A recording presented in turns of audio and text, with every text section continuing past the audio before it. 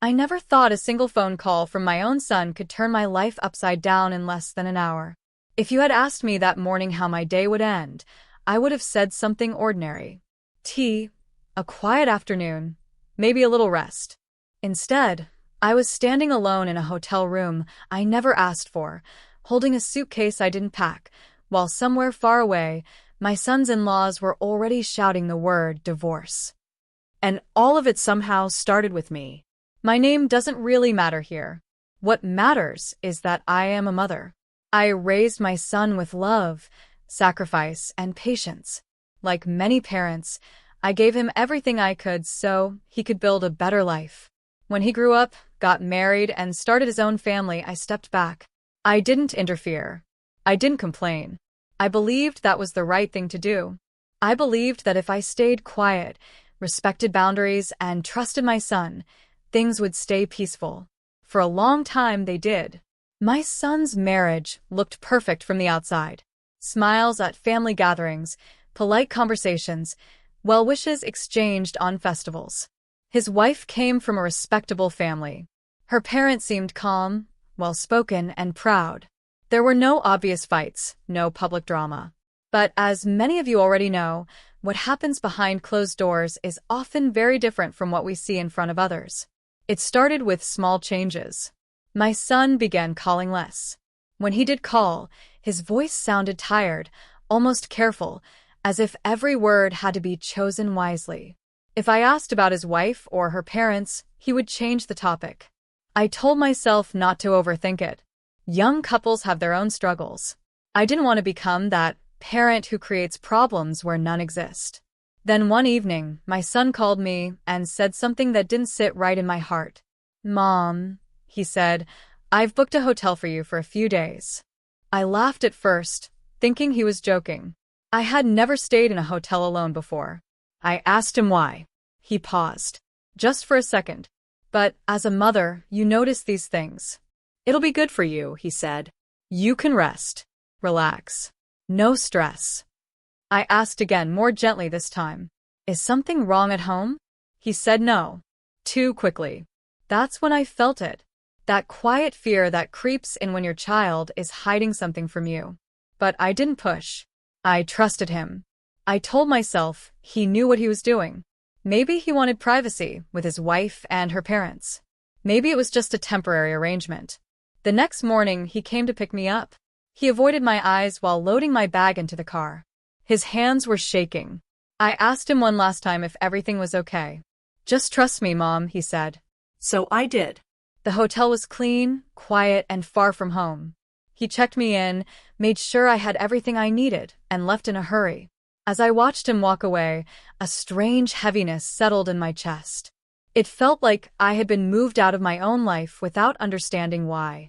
I sat on the edge of the bed, staring at the walls, replaying every conversation from the past few months. I wondered if I had done something wrong, said something offensive, been a burden without realizing it. That's the thing about being a parent. Even when your child is grown, you still blame yourself first. 1 hour later, my phone rang. It was my son, but his voice was completely different now. "Mom," he said, almost whispering, "you need to stay where you are." Before I could ask why, I heard shouting in the background. Not his voice. 2 other voices. Angry. Desperate. Panicked. "What's happening?" I asked, my heart pounding. He didn't answer right away. When he did, his words made no sense at first. "They're begging," he said. "They want a divorce." I felt dizzy. "Who is they?" Another shout came through the phone, louder this time. A woman's voice. Crying. Accusing. Then a man yelling back. My son lowered his voice even more. "My in-laws." I couldn't understand it. An hour ago, I was the one being sent away quietly. Now his wife's parents were falling apart? I asked him what I had to do with any of this. He said my name slowly, like he was choosing his words with extreme care. "Mom, the moment you left the house, everything collapsed." That was when I realized something important. Sending me to that hotel wasn't about giving me rest. It wasn't about space. It was a move. A final move in a game I didn't even know I was part of. As I sat there, holding the phone with shaking hands, I understood that my presence in that house had been holding together a marriage that was already broken. And my absence had exposed truths no one wanted to face. But what exactly happened after I left? What did my son finally say to his in-laws? And why did they suddenly decide that divorce was their only escape? That truth is not as simple as it sounds. I stayed seated on that hotel bed long after the call ended, staring at my phone like it might ring again and explain everything. My heart was racing, but my mind felt strangely blank. I had been moved out of my own home without a clear reason, and now I was being told that my absence had triggered chaos so big that divorce was suddenly on the table. It didn't feel real. It felt like I had stepped into someone else's life by mistake. I tried calling my son back, but he didn't answer. That silence hurt more than the shouting I had heard earlier. It told me the situation was bigger than a simple argument. Whatever was happening in that house had been waiting for the right moment to explode, and somehow, that moment was tied to me. As the minutes passed, memories started coming back to me, slowly and painfully. Small moments I had ignored before now felt heavy with meaning. The way my daughter-in-law would go quiet whenever her parents visited. The way her mother would smile at me, but never really look me in the eyes. The way her father spoke politely, yet always with a tone that felt more like control than kindness. I had always told myself I was imagining things. When my son first brought his wife home after marriage, I welcomed her like my own child. I never believed in dividing love. A home, to me, was meant to grow, not shrink. But from the beginning, there was an unspoken tension whenever her parents were involved. They visited often, stayed long, and slowly began influencing decisions that were never meant to be theirs. I noticed my son becoming quieter in his own home. He would ask for permission instead of making choices. Even small things, like what to eat or when to visit relatives, became discussions that ended with him giving in. Still, he never complained. And I never interfered. One day, a few months ago, my daughter-in-law's mother said something that stayed with me. We were in the kitchen, alone, and she looked around before speaking, as if checking who might hear. "Too many people in one house causes confusion," she said softly. At the time, I smiled politely. I thought she was just making conversation. Now, sitting alone in that hotel room, those words echoed differently. Too many people. Confusion. Was I the confusion? My phone buzzed again, pulling me back to the present. A message this time. From my son. "I'll explain everything soon. Please don't come back yet." Yet. That word frightened me. It meant this wasn't over. It meant decisions were being made without me. Decisions about a family I had helped build. I ordered tea from room service, though I barely touched it. I needed something to hold on to, something normal, but nothing felt normal anymore. Every sound in the hallway made me jump. I kept imagining my son calling again, this time to tell me something worse. Something that couldn't be undone. As evening approached, another call came. This time it wasn't my son. It was my daughter-in-law. Her voice was shaking. She didn't greet me the way she usually did. "Auntie," she said, her words rushed. "Did you know about this?" "Know about what?" I asked. She didn't answer immediately. I could hear someone crying in the background. A door slammed. Then she spoke again, quieter now. "They think you were the problem," she said. "They think once you're gone, everything will be easier." My chest tightened. Who is they? I already knew the answer, but I needed her to say it. My parents. There it was. The truth, spoken out loud at last. She went on, her words tumbling over each other. She said her parents had been pressuring my son for months. Pressuring him to choose. Pressuring him to create distance. Pressuring him to prove where his loyalty truly lay. They believed that as long as I was in the house, my son would never fully belong to them. I listened without interrupting, even though every sentence felt like a weight on my heart. I had never asked my son to choose between anyone. I had never demanded attention or control. And yet, in their story, I had become an obstacle. But something went wrong, she said suddenly. Very wrong. I asked her what she meant. She hesitated. When you left, my father said something he shouldn't have. And my mother agreed with him. She stopped again, like she was afraid of her own words. That's when my husband spoke up. That sentence alone told me more than anything else. My son had finally spoken up. Not calmly, not quietly, but in a way that shook the house enough to make divorce a word people were throwing around. Before she could explain further, the call ended abruptly. Either she hung up or someone made her. I was left staring at my reflection in the dark hotel window, seeing a woman who suddenly felt much older than she had that morning. I realized then that this story wasn't just about me being sent away. It was about power, control, boundaries that were never respected, and a marriage that had been stretched too thin by outside voices. Late that night, my son finally called again. His voice sounded exhausted, like he had aged years in a single day. "Mom," he said, "I should have protected you sooner." Those words broke something inside me. Not because I wanted protection, but because I knew how much it must have cost him to say that. He told me only pieces. He said the argument started small and grew fast. He said truths came out that couldn't be taken back. He said his in-laws showed a side he had only suspected before. But every time I asked for details, he stopped himself. "Not now," he said. "You don't need to hear all of it yet." Yet again, that word returned. As the call ended, I lay back on the bed, staring at the ceiling. I could feel that everything was changing, even if I didn't know how it would end. A family was standing on the edge of something irreversible, and somehow my quiet presence and my sudden absence had become the center of it all. What I didn't know then was that the real reason they were begging for divorce had nothing to do with anger alone.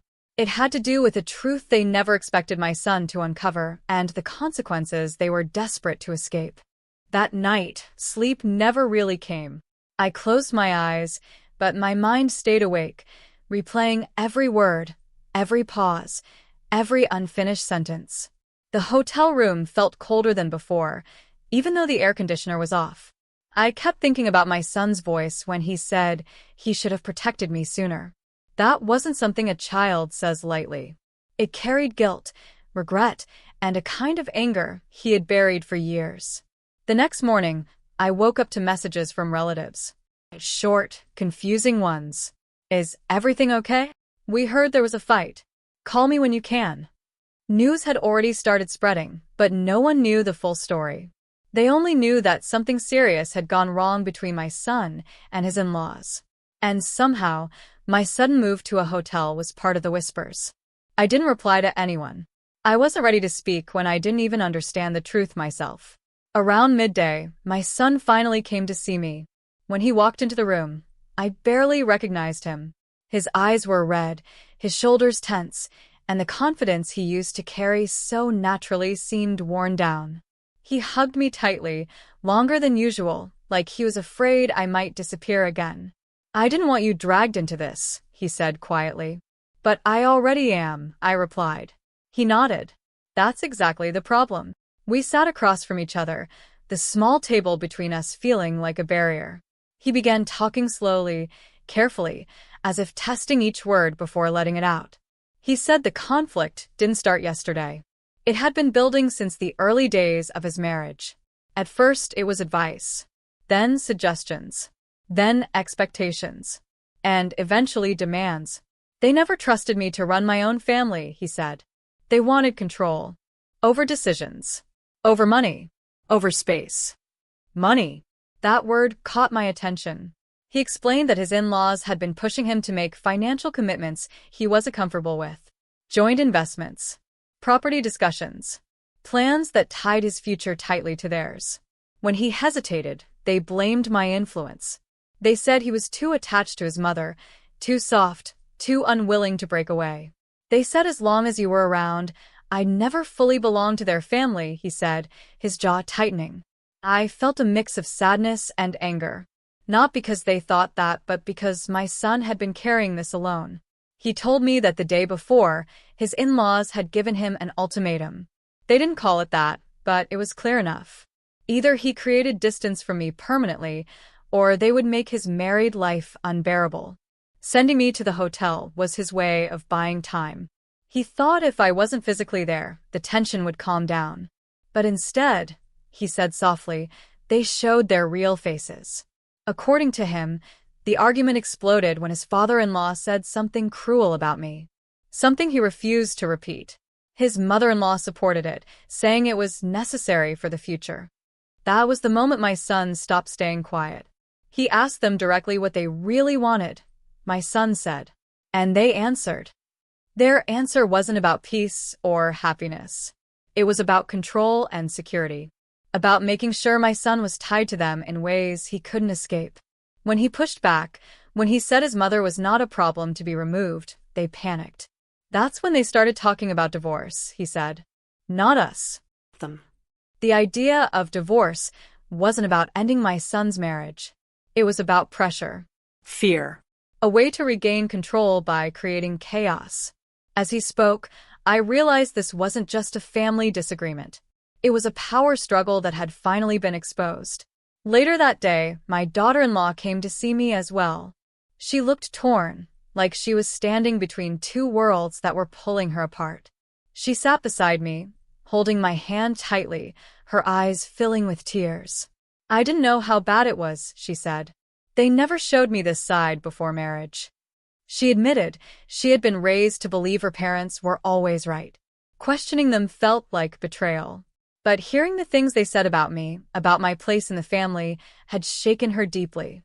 They say they're doing this for my future, she whispered. But it feels wrong. Her words added another layer to the conflict. This wasn't just about me and my son.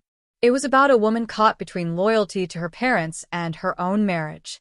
About generations clashing, not loudly at first, but in slow, damaging ways. By evening, tension had reached a new level. My son's phone kept ringing. Calls from his in-laws, unanswered. Messages swinging between anger and apology. One moment they accused him of disrespect. The next they begged him to talk. They're scared now, he said. Because I said no. No to their demands. No to their control. No to removing his mother from his life to make things easier for them. Still, nothing was resolved. His wife was confused and hurt. His in-laws were unpredictable. Relatives were getting involved. Opinions were being formed, without facts. And I was still sitting in a hotel room, unsure whether I was welcome back in my own home. As night fell again, my son stood by the window, staring outside. They're hiding something, he said suddenly. I looked at him. What do you mean? He turned to me, his face serious. The way they reacted, the things they said, it's not just about control. There's something else. Something they're afraid I'll find out. That sentence hung heavy in the air. I didn't ask more. I could tell this story was still unfolding, and whatever truth was coming next was the very reason they were desperate enough to beg for divorce rather than let it come out. The next 2 days passed in a strange blur. I stayed in that hotel room, but my heart was still inside that house, moving from room to room with the echoes of arguments I couldn't hear. My son was running on very little sleep. Each time he visited me, he looked more burdened, like every conversation pulled him in a different direction. His wife stayed mostly silent now, caught between fear and realization, watching her parents unravel in a way she had never seen before. The calls from her parents became more frequent and more desperate. Sometimes they sounded angry, accusing my son of breaking the family apart.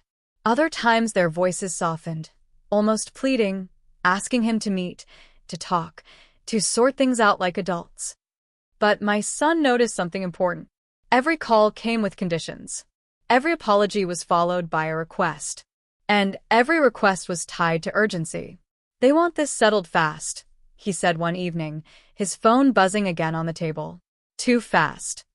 That urgency made everything feel heavier. People who have nothing to hide don't rush like that. They don't jump straight to extreme words like divorce unless they're trying to escape something worse. Meanwhile, relatives had fully taken sides. Some believed my son was overreacting. Others whispered that the in-laws had always been controlling. My name came up often in conversations I wasn't part of. Some said I should stay away to keep peace. Others said I was being unfairly blamed. I heard all of this through secondhand messages, half-truths passed along with judgment. I began to feel like a symbol instead of a person, a problem to solve rather than a mother who loved her child. One afternoon, my son received a message that changed the tone of everything. He read it silently, his face tightening, then locked his phone. "They want a private meeting," he said. "Just me. No lawyers. No elders. No you." I didn't need him to explain why that was dangerous. Isolation was how pressure worked. It was how truths were twisted. "You're not going alone," I said. He shook his head. "They won't talk otherwise." His wife overheard us and stepped forward. "I'm coming too," she said firmly, surprising both of us. That moment felt important, like a line quietly being drawn. The meeting was set for the next evening at their house. The same house that had always felt so orderly, so respectable, now felt like the center of a storm. All day, my stomach stayed knotted. I kept thinking about my son's words, about something they were hiding. I wondered if it was financial, legal, or something even deeper that could damage more than just relationships. That evening, before leaving, my son sat with me one last time. "No matter what they say," he told me, "I won't agree to anything tonight." I nodded, but fear still sat heavy in my chest. Because I knew people who feel cornered don't play fair. Hours passed. The room felt unbearably quiet. I checked the clock again and again, imagining every possible scenario. I imagined raised voices, tears, threats. I imagined silence too, which frightened me even more. Finally, my phone rang. It was my daughter-in-law. Her voice was shaking, but there was a strange clarity to it now. "Auntie," she said, "everything is coming out." Before I could ask what she meant, I heard shouting again, louder than before. Her father's voice. Her mother's. Both talking over each other, both trying to explain, defend, accuse. Then my son's voice cut through them, calm but firm. That was when I understood. He wasn't arguing anymore. He was listening, letting them talk until they said too much. The call disconnected suddenly. Minutes later, my son called. "Mom," he said, his voice steady but strained, "they don't want a divorce because they hate us." I held my breath. "They want a divorce because if this marriage stays intact," he continued, "the truth will eventually reach everyone." My heart pounded so loudly I could barely hear him. He didn't explain further. He said it wasn't the right time, that things were still volatile, that one wrong move could push everything in a dangerous direction. He said people were already making threats, not violent ones, but emotional ones. Guilt. Shame. Reputation. "They're afraid of being exposed," he said quietly. Exposed for what, he still wouldn't say. That night, messages flooded in again. Some begging us to compromise. Some warning us not to escalate things. Some suggesting that divorce would be cleaner for everyone involved. The word cleaner disturbed me deeply, as if truth was dirt to be swept away. I realized then that the climax of this story wasn't about shouting or tears. It was about a choice. Whether my son would protect peace by staying silent, or protect integrity by letting everything come out, no matter the cost. And as I sat alone once more in that hotel room, staring at the city lights outside the window, I knew the next step would change all of our lives forever. I thought I had reached the limit of what I could handle, but the next morning proved me wrong. Just after sunrise, my phone rang again. This time, it wasn't my son or my daughter-in-law. It was someone I hadn't heard from in years. A distant relative from my daughter-in-law's side, someone who usually stayed far away from family matters. Her voice was low and rushed, like she was afraid of being overheard. "Auntie," she said, "I don't know if I should be telling you this, but I think you deserve to know." My heart sank before she even continued. People don't start conversations like that unless they're about to drop something heavy. She told me that the argument at my son's in-laws' house hadn't ended with raised voices alone. After my son and his wife left, things escalated further behind closed doors. Accusations turned inward. Old secrets resurfaced. And in that chaos, something slipped out that was never meant to be said in front of anyone outside that household. She wouldn't give details over the phone. She only said one thing clearly. This divorce talk isn't new. They've used it before to cover things up. That sentence echoed in my head long after the call ended. When my son came later that day, I told him about the call. His expression didn't show shock. Instead, it showed confirmation. "I was afraid of this," he said quietly. He explained that during the meeting, his father-in-law had accidentally mentioned a past issue involving money and trust. Something that had been buried years ago, settled quietly within their family, but never truly resolved. When my son asked questions, they tried to change the topic. When he pushed further, panic set in. "They don't want outsiders digging into their past," he said. "Especially now. Now that my son was legally connected to their family. Now that decisions affected more than just them. Now that silence was no longer guaranteed." As the day went on, the pressure intensified. My daughter-in-law's parents began contacting community elders and mutual acquaintances, presenting their own version of the story.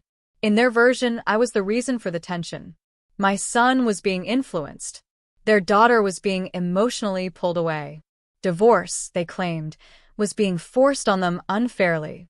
Listening to these stories through others felt like watching my own character being rewritten without my consent. Then came the real twist. That evening, my daughter-in-law arrived at the hotel alone. Her eyes were swollen from crying, but there was a determination in her posture I hadn't seen before. She sat beside me and took a deep breath. "My mother came to see me privately," she said. I waited, barely breathing. She told me that if I didn't convince my husband to agree to a quiet separation, they would make sure something embarrassing came out about him.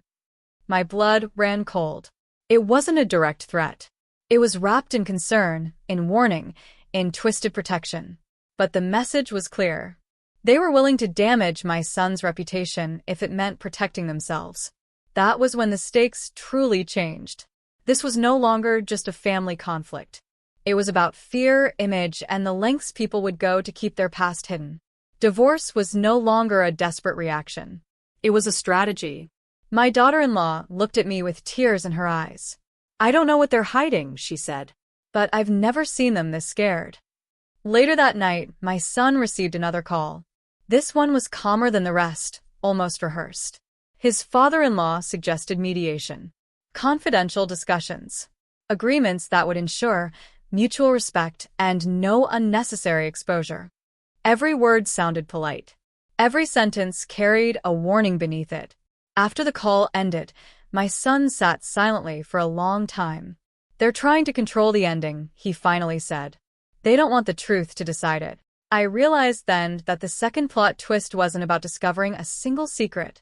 It was about realizing how deep the manipulation ran, how long it had been going on, and how dangerous it could become once challenged. As night fell, my son made a decision he didn't share with anyone. He only told me one thing before leaving. "By tomorrow," he said, "they'll know I'm not afraid anymore." I watched him walk out of the room, knowing that whatever step he was about to take would either bring everything into the open or trigger consequences none of us were prepared for. The next day arrived with a strange stillness, the kind that comes before something finally breaks. My son didn't come to the hotel that morning. Instead, he sent a short message telling me not to worry and to keep my phone close. That alone told me he had already stepped into the fire. By afternoon, the calls started coming in rapidly. Relatives, elders, even people who had never once checked on me before were suddenly concerned. Everyone wanted to talk. Everyone wanted to settle things before they went too far. That's when I understood how serious it had become. When people rush to stop the truth, it means the truth is powerful. Late in the evening, my son finally called me. "Mom," he said, "we're all meeting. Everyone. Not just the in-laws. Not just close family. Elders, mediators, and a few key relatives from both sides were present. No closed doors this time. No private deals. No quiet pressure. Whatever was going to happen would happen in the open." I wasn't there physically, but my presence was felt. My son made sure of that. He spoke calmly, without shouting, without insults. That scared them more than anger ever could. He started by addressing the accusations against me. He told everyone how I had never interfered, never demanded control, never asked him to choose. He spoke about how easily blame is placed on mothers when people don't want to take responsibility for their own actions. The room went quiet. Then he turned to the real issue. He brought up the financial pressure, the investments, the demands that tied him to decisions he never agreed to. At first, his in-laws denied everything. They smiled, shook their heads, said it was all misunderstanding. But my son didn't stop there. He presented documents, messages, proof of conversations where pressure had been applied repeatedly. Not illegal things, but unethical ones. Enough to change the tone of the room. That's when his father-in-law broke. He stood up and started talking all at once. About stress, about fear, about past mistakes that could ruin their reputation if brought to light. He admitted that they had pushed for divorce not because they wanted their daughter to leave the marriage, but because divorce would legally and socially distance my son from matters they didn't want him connected to. The word exposure came up again, this time openly. My daughter-in-law spoke next. Her voice shook, but she didn't stop. She said she felt used, controlled, treated like a bridge instead of a person. She said she married for partnership, not for manipulation. That was when her mother started crying, begging her to stop, to think about family honor. But it was too late. The main conflict, the one that had been hiding in layers of politeness and pressure, finally stood in the open. It wasn't about me. It wasn't even about my son's marriage alone. It was about control, fear of the past, and the belief that silence could be forced forever. By the end of the meeting, the divorce talk ended as suddenly as it had begun. Not because everyone was suddenly happy, but because its real purpose had failed. My son wasn't afraid anymore, and they knew it. That night, my son came to the hotel. He looked tired but lighter. "It's over," he said. I felt tears roll down my face, not from relief alone, but from release. I was going home, not as a burden, not as a problem, but as family. But just when I thought the storm had passed, one final twist surfaced. As preparations were being made to move forward, my son received an anonymous message. No name, no number, just a warning. It hinted that while the immediate danger was gone, not everything had been revealed. That there were still truths buried deeper, truths that could resurface if anyone tried to pretend nothing happened. My son showed me the message and smiled faintly. "Let them stay buried," he said. "As long as they remember we're not afraid." We returned home the next day. The house felt different, quieter, but stronger. My daughter-in-law treated me not with guilt, but with respect. My son moved with a confidence I hadn't seen in years. The divorce that once felt inevitable never happened. But the relationships were never the same either. Boundaries were drawn. Control was broken. And silence was no longer an option. Sometimes, the biggest twist in a story isn't the secret itself. It's what happens when people realize they no longer have the power to hide it. Coming back home felt strange at first. The rooms looked the same. The furniture hadn't moved, and yet everything felt different. It was like the house had been holding its breath for weeks and had finally exhaled. I walked slowly, touching familiar things, reminding myself that I hadn't lost my place here. My son watched me quietly, as if making sure I truly believed that too. Life didn't magically return to normal overnight. That's something people don't tell you about family conflict. Even when the biggest storm passes, the ground stays wet for a while. Conversations were careful at first. Everyone was polite, almost too polite, like we were afraid of reopening wounds that hadn't fully healed. My daughter-in-law made the biggest effort.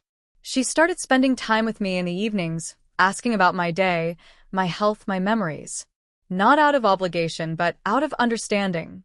One night, while we were folding laundry together, she finally said what had been sitting between us. "I thought silence would keep everyone happy," she said softly. I didn't realize it was hurting everyone instead. I told her something I had learned the hard way. Silence doesn't always mean peace. Sometimes it just means fear is winning. Her relationship with her parents changed too. There were fewer calls, shorter conversations, and very clear boundaries. No more sudden demands. No more emotional pressure disguised as concern. They still spoke, but the control they once held was gone. And that, more than anything, was what unsettled them. My son slowly returned to himself. He laughed more. He spoke freely again. The tension that had once followed him like a shadow began to lift. One evening, he sat beside me and admitted something he had never said out loud before. "I thought being a good husband meant keeping everyone calm," he said. "I didn't realize I was losing myself trying to do that." That moment answered a question I had carried quietly for years. Why he had grown so distant. Why he had looked so tired. It wasn't marriage that had changed him. It was pressure without support. As for me, I learned something important too. I learned that staying quiet doesn't always protect your children. Sometimes, your quiet presence is exactly what gives others the courage to cross lines. Being respectful doesn't mean being invisible. The anonymous message my son received never led to anything more. No secrets exploded later. No scandals surfaced. Whether it was an empty threat or a final attempt to scare us, we never found out. What mattered was that it no longer had power over us. Fear only works when people are afraid to stand firm. Over time, relatives stopped whispering. New stories replaced the old ones. People moved on as they always do. But inside our home, things were different in a good way. Decisions were discussed openly. Boundaries were respected. No one was pushed aside to make space for someone else's comfort. One evening, weeks later, my son asked me something that stayed with me. "Mom," he said, "did you ever feel like leaving would have been easier?" I thought about the hotel room, the silence, the feeling of being unwanted.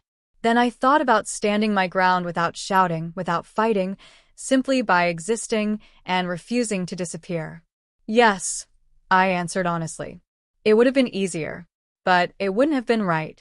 He nodded, understanding more than words could explain. This experience didn't make our family perfect. Families never are. But it made us honest. And honesty, I've learned, is far more valuable than comfort built on fear. If there's one thing I hope people take from this story, it's this: love should never require erasing yourself. Marriage should bring people together, not turn them into tools for control. And parents, especially mothers, are not obstacles to be removed when things get difficult. Sometimes, all it takes to expose the truth is one moment where silence ends and someone finally says, "Enough." My son didn't send me to that hotel to abandon me. He sent me there because he was trying to protect everyone without knowing how. What followed wasn't a planned disaster, but an overdue reckoning. And in the end, no one begged for divorce because of hate. They begged because they were afraid of losing control. When that fear lost its grip, everything changed.